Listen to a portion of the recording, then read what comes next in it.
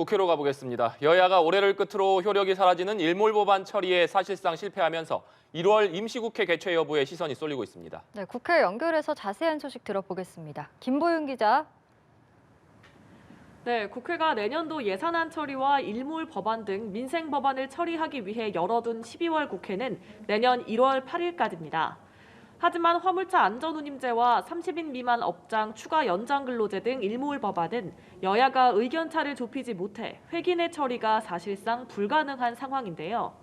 이에 민주당 일각에서 1월 임시국회를 열자는 목소리가 나오자 국민의힘은 설 이후에 열자고 역제안했습니다.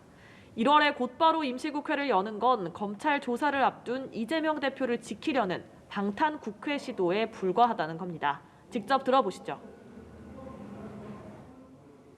민주당이 떳떳하고 자신이 있다면 1월 9일 임시국회를 종결시키고 그 이후에 관계되는 의원들의 사법적 판단을 받고 난 다음에 설 세고 임시국회를 할 것을 정식으로 제안합니다.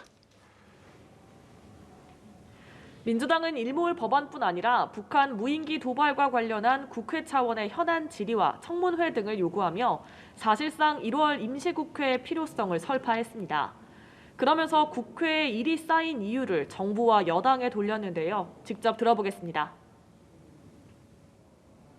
민생이 더없이 어려운 이때에 어떻게 이렇게까지 국민 생각을 눈꼽만큼도 안 하는지 참으로 개탄스럽습니다.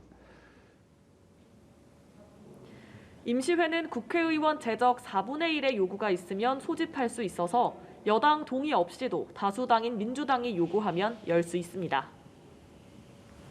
새해가 밝으면 임시국회 논의에 불이 붙겠는데요. 이태원 참사 국정조사도 활동 기간이 곧 끝나지 않습니까? 네, 그렇습니다. 이태원 참사 국정조사 특위가 내년 1월 7일 활동을 종료합니다.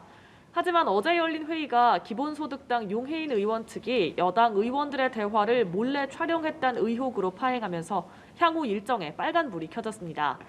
국민의힘은 있을 수 없는 일이라며 용 의원을 향해 특위위원회에서 사퇴하라고 촉구하고 있는데요. 들어보겠습니다. 참사의 진상규명과 재발 방지 대책 마련을 위한 신성한 국정조사장을 개인 홍보 촬영장쯤으로 여긴 것입니다.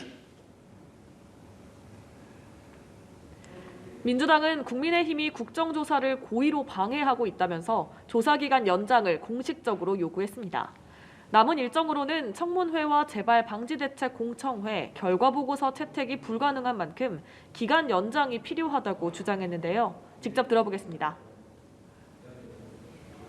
공부하기 싫은 학생이 짝꿍 바꿔달라며 등교를 거부하는 꼴이었습니다. 조건 없이 기간 연장에 협조해 주기 바랍니다. 국민의힘은 국조를 제대로 마치는 게 바람직하다면서도 기간 연장에는 부정적인 만큼 새해에도 국조를 둘러싼 여야의 힘겨루기는 계속될 것으로 보입니다. 지금까지 국회에서 전해드렸습니다.